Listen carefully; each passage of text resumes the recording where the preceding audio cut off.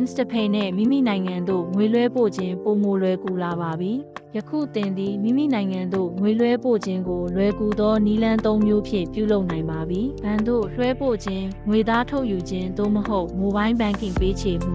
Instapay app ကိုဖွင့်ပါ။ပြီးနောက်စတင်ရန် Remittance ကိုနှိပ်ပါ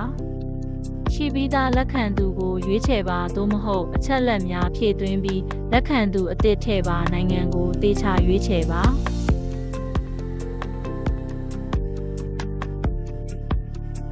ဘဏ်သို့လွှဲပို့ရန် Bank Deposit ကိုနှိပ်ပါလက်ခံသူ၏ဘဏ်ကိုရွေးချယ်ပါဘဏ်အကောင့်နံပါတ်ကိုဖြည့်သွင်းပါပြီးနောက် Submit ကိုနှိပ်ပါငွေသားထုတ်ယူရန် Cash Pickup ကိုပို့ဆောင်မှုအမျိုးအစားအဖြစ်ရွေးချယ်ပါပေးထားသောရွေးချယ်စရာများမှတင်နှစ်သက်သောငွေသားထုတ်ယူနည်းကိုရွေးချယ်ပါ Mobile ပေးချေမှုအတွက် Mobile Payment ကိုနှိပ်ပါပြီးနောက်လက်ခံသူ၏ Mobile Banking ကိုရွေးချယ်ပါငွေပို့လိုသော Mobile ဖုန်းနံပါတ်ကိုဖြည့်သွင်းပါ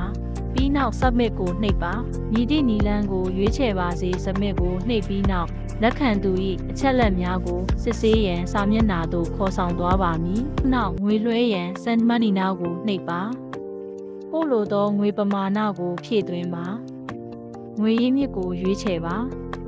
ငွေလွှဲရသည့်ရည်ရွယ်ချက်ကိုသတ်မှတ်ပါငွေလွှဲမှုကိုအပြီးသတ်မလုပ်မီအချက်လက်အားလုံးကိုပြန်လည်စစ်ဆေးပါစီးမြင်စည်းကမ်းများကိုလက်ခံပြီး Transfer Now ကိုနှိပ်ပါဆက်လက်လှုပ်ဆောင်ရန် Transfer Now ကိုနှိပ်ပါလုံခြုံရေးအတွက်အဖိနကိုဖြည့်ပါထို့နောက်သင်လှုပ်ဆောင်မှုကိုလုံခြုံစွာပြီးစီးစေရန်ဖင်ကိုအတည်ပြုပါပေးချေမှုအောင်မြင်ပါကအတည်ပြုချက်ကိုလက်ခံရရှိပါမည်အပေါ်ညာဘက်ထောက်ရှိ Order History ကိုနှိပ်ပါသင်၏ယခင်ငွေလွှဲမှုများကိုပြသပါမည်ဘောင်းချလိုအပ်သော Order ကိုရွေးချယ်ပါ Screenshot ရိုက်နိုင်ပါသည်သို့မဟုတ် Share ကိုအသုံးပြုပြီးလက်ခံသူထံတိုက်ရိုက်မျှဝေနိုင်ပါသည်သို့မဟုတ်အပေါ်ညာဘက်ရှိ Share icon ကိုအသုံးပြုပြီးလက်ခံသူထံတိုက်ရိုက်မျှဝေပါ